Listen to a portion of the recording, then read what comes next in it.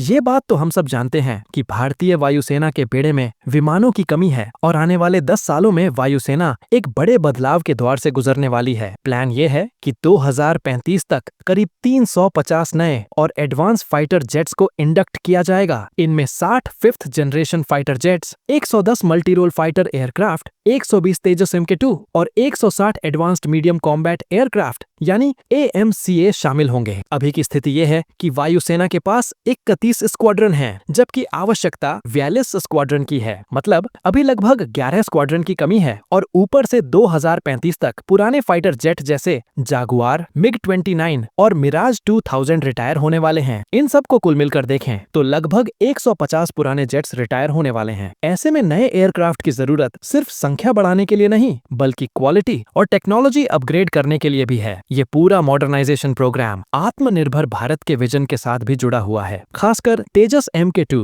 और AMCA जैसे aircraft जो पूरी तरह से इंडियन डिजाइन और डेवलपमेंट पर बेस्ड हैं। तेजस MK2 में AESA radar, advance electronic warfare system और लेटेस्ट एवियोनिक्स होंगे। वहीं AMCA भारत का पहला स्टेल्थ फाइटर होगा जो 5.5 जनरेशन कैटेगरी में आएगा। इसमें super cruise, man unmanned teeming और AI बेस्ड सिस्टम जैसी फीचर्स होंगी। इसका पहला प्रोटोटाइप 2028 में उड़ान भरेगा और 2035 के बाद इसे बड़े पैमाने पर इंडक्ट किया जाएगा। MRFA प्रोग्राम के तहत जो 110 नए मल्टी रोल फाइटर जेट्स खरीदे जाएंगे, उनमें सबसे बड़ा दावेदार फ्रांस का राफेल है, जो पहले से ही भारतीय वायुसेना में ऑपरेट हो रहा है। संभावना है कि ये deal government to government mode में सीधे हो जाए, ताकि समय भी बचे और लॉजिस्टिक्स भी आसान हो। सबसे अधिक चर्चा फिफ्थ जनरेशन फाइटर जेट्स की खरीद को लेकर है। 60 ऐसे जेट्स खरीदने का प्रस्ताव है और इसमें अमेरिकी F-35 को सबसे मजबूत विकल्प माना जा रहा है। पर इस जेट की क्षमताओं पर प्रश्न चिन्ह लग गया। हालांकि आज भी ये जेट दुनिया के सबसे एडवांस फाइटर्स में से एक माना जाता है और पहले से ही इसके 1000 से ज्यादा यूनिट्स दुनिया भर में सर्विस में हैं। इसका अपग्रेडेड अमराम मिसाइल सिस्टम और नेटवर्क सेंट्रिक वॉरफेयर कैपेबिलिटी इसे बेहद खतरनाक बनाते हैं। वहीं दूसरी तरफ रूस का Su-57E भी एक बेहतर विकल्प है, पर उसकी डिलीवरी और परफॉर्मेंस को लेकर कई सवाल हैं। जब ये सभी नए जेट्स इंडक्ट हो जाएंगे तो भारतीय वायुसेना के पास मेटियोर मिसाइल जैसे लंबी दूरी के एयर टू एयर हथियार, इंडिजिनस अस्त्र मार्क 3 मिसाइल और gallium nitride based electronic warfare system जैसी एडवांस क्षमताएं होंगी। इससे ऑपरेशनल अवेलेबिलिटी भी बढ़ेगी और मेंटेनेंस कॉस्ट भी कम होगी, क्योंकि लोकल सप्लाई चेन मजबूत रहेगी। ये पूरा अपग्रेड सिर्फ पाकिस्तान को काउंटर करने के लिए नहीं है, बल्कि चीन के बढ़ते खतरों को देखते हुए भी किया जा रहा है। चीन के पास अभी 200 से ज्यादा J-20 स्टेल्थ फाइटर्स हैं और पाकिस्तान भी लगभग 40 J-35 फिफ्थ जनरेशन जेट्स लेने के प्रयास में है। ऐसे में भारत को अपनी एयर पावर को अगले लेवल पर ले जाना ही होगा। अगर ये प्लान समय पर पूरा हो गया तो 2035 तक भारतीय वायुसेना एक ऐसी फोर्स बन जाएगी जो पूरी तरह से मॉडर्न टेक्नोलॉजी, स्टेल्थ कैपेबिलिटी और हाई ऑपरेशनल रेडीनेस से लैस होगी। पुराने जमाने के जेट्स जैसे जागुआर और मिराज 2000 की जगह अब ऐसे प्लेटफॉर्म होंगे जो आने वाले दशकों तक भारत की सुरक्षा जरूरतों को पूरा कर सकें। यही वो ट्रांसफॉर्मेशन है जो भारत को एक असली एयर पावर बना दे।